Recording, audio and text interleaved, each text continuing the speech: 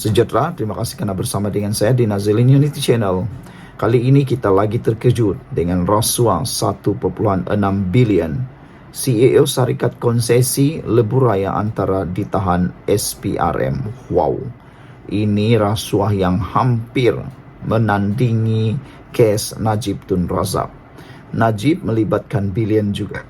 Yang ini melibatkan bilion juga. Apa ceritanya? Siapa orang yang terlibat? Siapa VVIP yang terlibat yang ditahan oleh SPRM ini? Kita ucapkan tahniah syabas kepada SPRM atas kecekapan dan kerja mereka yang luar biasa sekarang ini.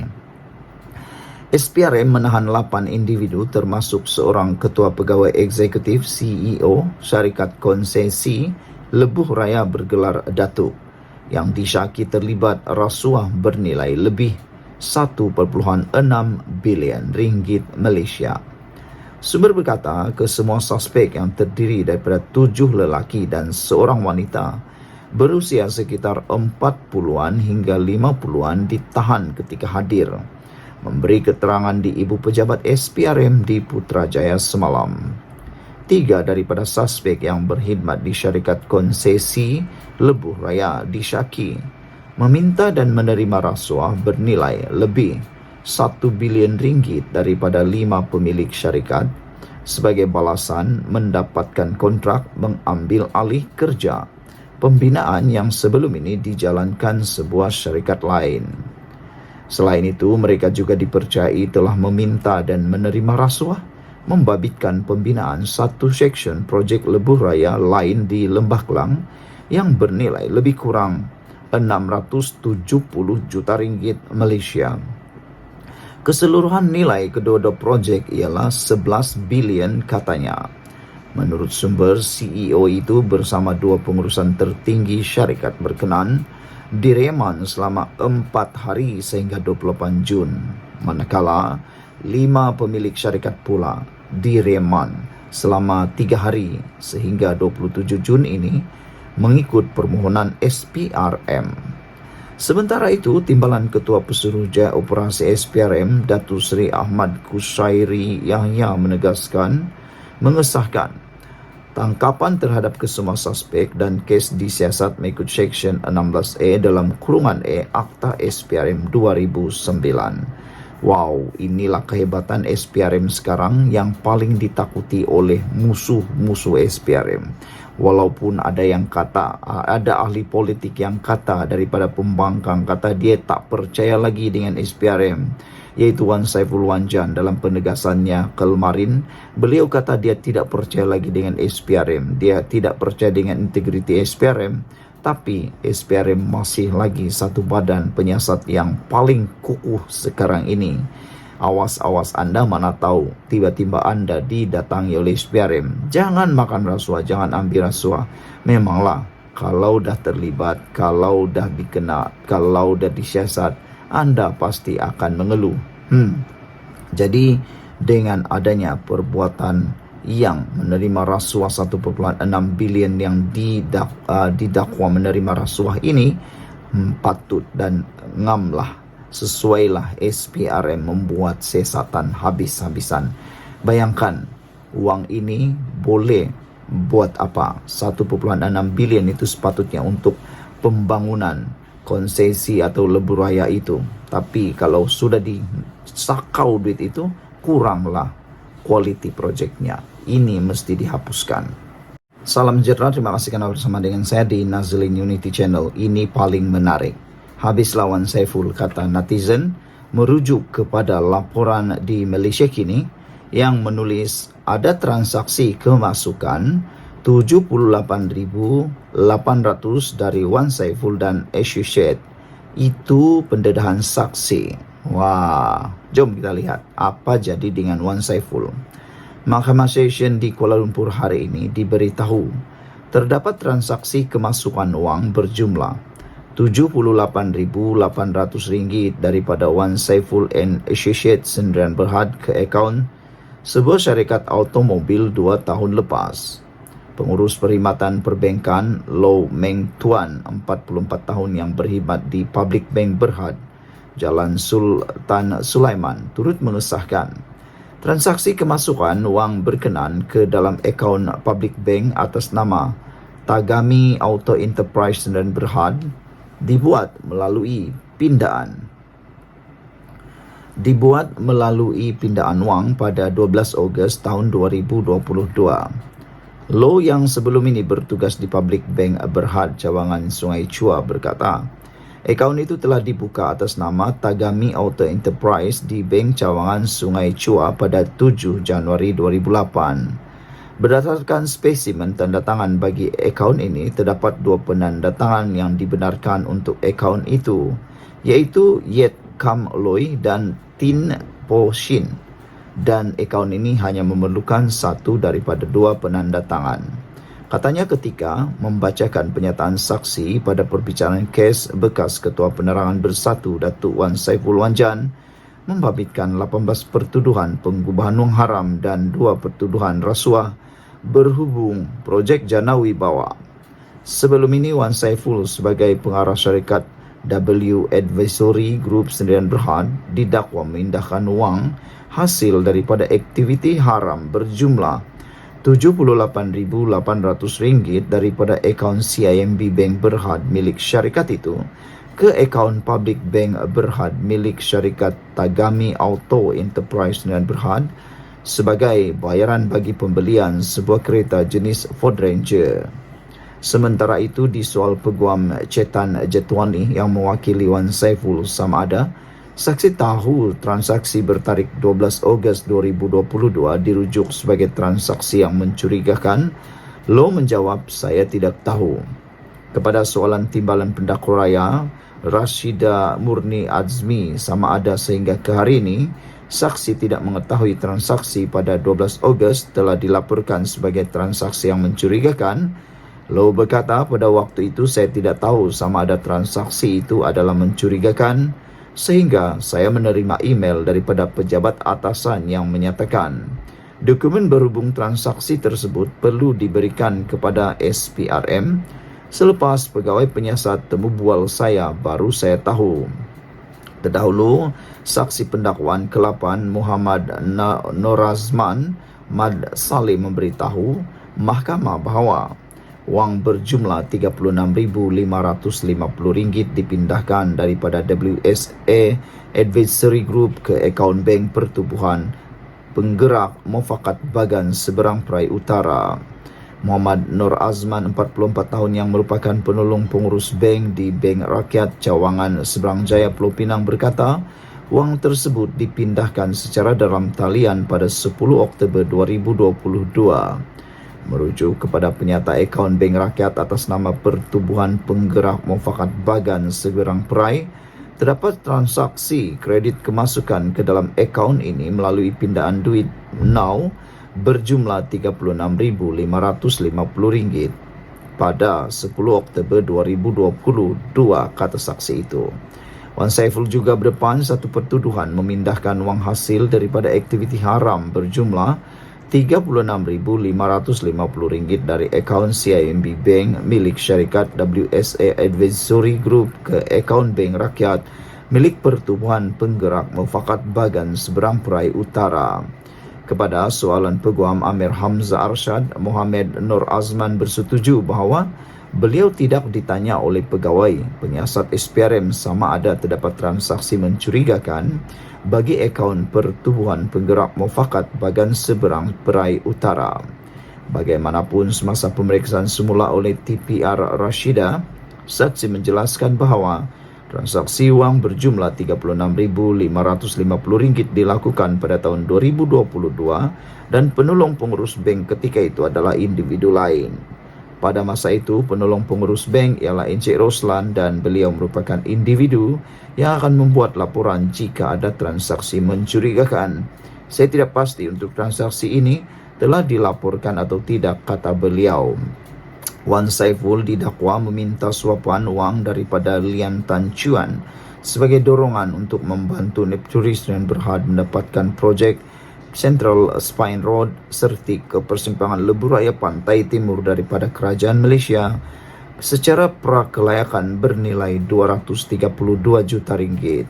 Beliau juga didakwa menerima wang tunai RM6,962,694 melalui akaun CMB Bank Berhad milik syarikatnya WSA Advisory Group Sdn Berhad dan akaun Maybank Islamic Berhad milik Neprision Brand Berhad sebagai upah membantu syarikat itu mendapatkan SST bagi projek terbabit.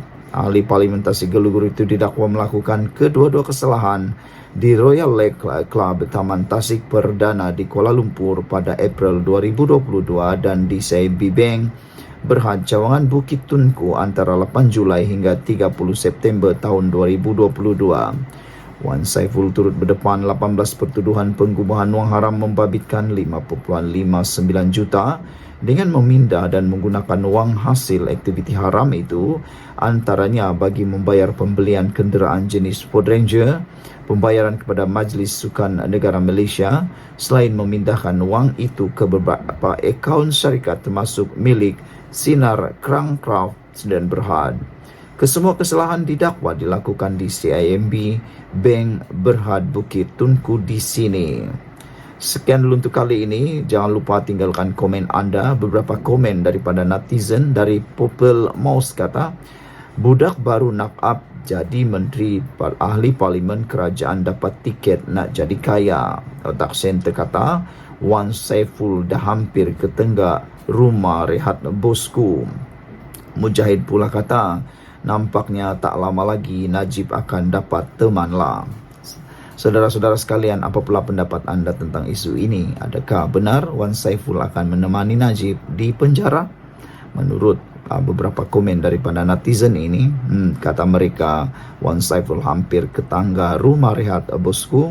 Nampaknya tak lama lagi Najib akan dapat teman lah, kata mereka. Kita jumpa lagi. Bye-bye. Salam sejahtera. Akhirnya sah. Dewan Rakyat meluluskan usul heret Wan Saiful ke jawatan kuasa khas Parlimen. Usul untuk mengheret ahli Parlimen Tasik Gelugur Datuk Wan Saiful Wanjan kepada jawatan kuasa khas dan kebebasan Parlimen diluluskan dengan undi majoriti di Dewan Rakyat hari ini. Ia berikutan dakwaan Wan Saiful ketika sidang Dewan Rakyat 21 Mac lalu bahawa beliau ditawarkan oleh seseorang untuk membatalkan pertuduhan yang dihadapinya jika menyokong Perdana Menteri. Ada netizen kata, adakah dengan rujuk ataupun dengan berjayanya Wan Saiful diheret ke muka pengadilan ini, adakah beliau bakal akan dihukum? Apakah hukumnya? Dan ada yang kata bertanya, adakah Wan Saiful akan digugurkan daripada kerusi Parlimen? Adakah itu hukumannya? Dan ada juga yang tanya, mungkinkah Wan Saiful akan digantung daripada ke Parlimen? Itu pun soalan netizen juga. Siapa yang ada maklumat, tahu tentang perkara itu, tolong kongsikan dalam ruangan komen supaya kita tahu, kita dapat kongsi dengan rakan-rakan yang lain apa hukuman yang bakal dihadapi oleh Wan Saiful Wanjan. Menteri Undang-Undang dan Reformasi Institusi Datuk Seri Azalina Wan Said ketika membentang usul itu berkata, kenyataan Wan Saiful secara tersirat mendakwa ada individu dalam kerajaan boleh memanipulasi untuk membatal atau menggugur pertuduhan kes mahkamah terhadap dirinya. Selepas usul dibentang dan dibahas, semua ahli Parlimen Pembangkang bangun meninggalkan Dewan ketika undian suara dilakukan. Yang ini pun kata netizen, inikah level Pembangkang ketika ini? Mereka kata Pembangkang sekarang cap ayam. Kenapa mereka katakan seperti itu? Sebabnya kerana selepas usul dibentang dan dibahas, ahli Parlimen Pembangkang bangun meninggalkan Dewan ketika undian suara dilakukan. Tak berani lihat keadaan mereka kalah, mereka pun meninggalkan Dewan. Begitulah level Pembangkang sekarang, kata netizen. Mereka kata cap ayam. Berdasarkan usul yang dibaca Azalitna, jawatan kuasa hak dan kebebasan Parlimen akan membuat penentuan sama ada kenyataan tersebut mengelirukan Dewan serta merosakkan kepentingan pihak-pihak yang berbicara dalam kes terbabit. Sementara itu, Wan Saiful dalam sidang media di lobi Parlimen berkata Beliau tidak akan membuat laporan kepada SPRM kerana tidak percaya kepada integriti agensi berkenan. Yang ini pun orang tanya juga, Wan Saiful sekarang nak percaya kepada siapa? Kalau tak percaya lagi dengan SPRM, percaya kepada siapa? Itu yang nak dipersoalkan. Kalau kamu jadi kerajaan, kamu percaya SPRM. Tapi kalau orang yang jadi kerajaan, anda tak percaya SPRM. Tapi kalau orang yang kena siasat oleh SPRM, anda percaya SPRM. Tapi kalau diri sendiri disiasat SPRM, anda tak percaya SPRM. Itu dia. Itulah dia.